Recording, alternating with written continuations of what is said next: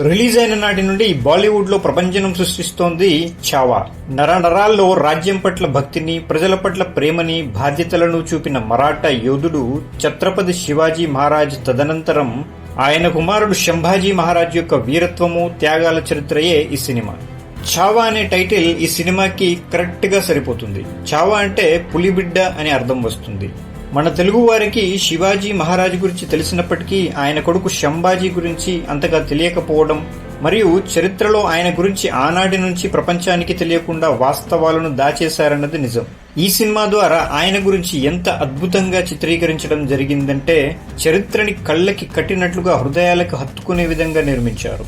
థియేటర్లలో చూస్తున్న జనం ఆ మరాఠా యోధుని చూసి జేజేలు సమర్పించడం వలన వాళ్ళు ఎంత ఎమోషనల్ గా కనెక్ట్ అయ్యారో తెలుస్తోంది. ఈ సినిమా కేవలం హిందీలో రిలీజ్ అయినందున మన తెలుగు ప్రేక్షకులకు సరిగ్గా అర్థం కాకపోవచ్చు. కానీ సినిమా మొత్తం భావోద్వేగాలతో, వీరత్వంతో కూడిన ఆకట్టుకునే సన్నివేశాలతో రిలేటివ్ గా ఉండే చరిత్ర కాబట్టి భాష అర్థం కాకపోయినా ఖచ్చితంగా భావం అర్థమవుతుంది. ఇండియన్ సినిమా చరిత్రలో ఇటువంటి చరిత్రాత్మక సినిమాలు మరియు ప్రజల మనస్సులో నాటుకుపోయే సినిమాలను వేళ్ల మీద లెక్కపెట్టొచ్చు. ఛావా సినిమా రికార్డుల పరంగా కూడా దూసుకుపోతోంది. ఛత్రపతి సంభాజీ మహారాజ్గా విక్కీ కౌశల్ నటించాడు అనడం కన్నా ఆ పాత్రకు ప్రాణం పోశాడు అంటే బాగుంటుంది.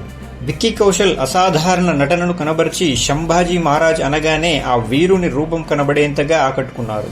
Director Laxman Utekar reality vision తో ఈ సినిమాని చక్కగా ప్రతిష్టాత్మకంగా మలిచారు.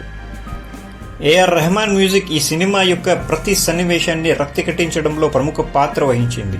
ఇక ఔరంగజేబ్ పాత్రకి అనిల్ కపూర్ ని ముందు అనుకున్న ఆయన షెడ్యూల్ కుదరకపోవడంతో అక్షయ్ ఖన్నాని ఫిక్స్ చేశారు. అక్షయ్ ఖన్నా చాలా బాగా యాక్ట్ చేశాడు. రష్మిక మందన్న యాజ్ యూజువల్ ఆ క్యారెక్టర్ లో ఫిట్ అయిపోయింది. ఇక ఈ సినిమాకి పనిచేసిన ప్రతి టెక్నీషియన్ కి హ్యాట్స్ ఆఫ్ చెప్పొచ్చు. అంత డెడికేషన్ తో వర్క్ చేశారు. సినిమాని చాలా న్యాచురల్ గా, సహజత్వం ముట్టిపడేలా నిర్మించారు. చాలా చోట్ల ప్రేక్షకుడికి భావోద్వేగాలు బాగా కనెక్ట్ అవుతాయి. ప్రీ క్లైమాక్స్ నుండి సినిమా అయిపోయేంత వరకు చూపించిన సన్నివేశాలైతే ఆడియన్స్ ని సీట్ ఎడ్జ్ లో కూర్చోబెడతాయి. రివ్యూ పరంగా చూస్తే తప్పకుండా థియేటర్స్ కి వెళ్లి చూడాల్సిన సినిమా.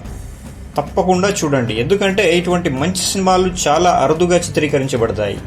అంతేకాకుండా చరిత్రలో నిలిచిపోయిన గొప్ప వ్యక్తుల గురించి తెలుసుకోవడం అవసరం కూడా.